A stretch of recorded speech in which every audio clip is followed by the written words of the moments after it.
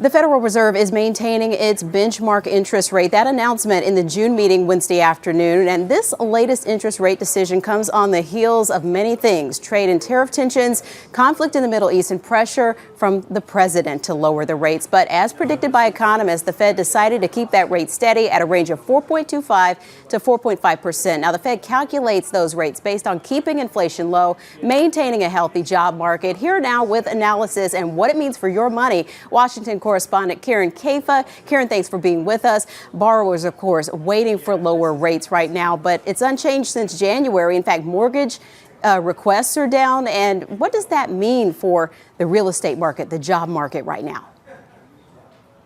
Well, it means borrowers of any kind, whether that's an auto loan or a student loan or a mortgage, are going to have to wait a little bit longer for some relief on interest. The Federal Reserve taking a similar approach to businesses and consumers right now in a very uncertain economy that's been kind of roiled by President Trump's tariff policy. The Federal Reserve saying they are going to wait and see what the impact of tariffs are on inflation and the overall economy. The Fed still expects to make 2 rate cuts by the end of this year, but that's going to come a little bit later on. The Federal Reserve wants to make sure they have all the data they need. And as Chairman Jerome Powell said today, that they are looking forward when they make these decisions, not looking back on what's already happened, Bridget. And like we said, you know, they're basing this on trying to control inflation, trying to help the job market. So where are we? Because we're hearing that, you know, the job market's not great, but then we're also hearing that unemployment is at record lows. So which one is it? How do we interpret that?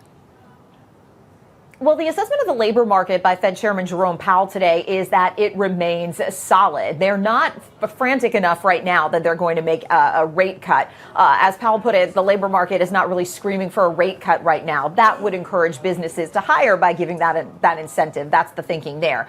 But Powell says we're not there yet. What he really wants to be taking a look at, what he told reporters today, is how tariffs continue to impact inflation. Remember, the Fed has been on this campaign to lower inflation down from a high of about 9% year over year in 2022, back down to their 2% target rate. They are very close right now, but President Trump's trade policy has thrown a wild card into the mix that they're not ready to make a move on without seeing the big picture first. So again, it is a wait and see approach. And now they also have conflict in the Middle East, which can impact energy prices, Powell talked about today. So certainly a lot of uncertainty. So the Fed feeling the best way to handle this is to stay where they are. And the president, of course, upset the Fed won't budge yet.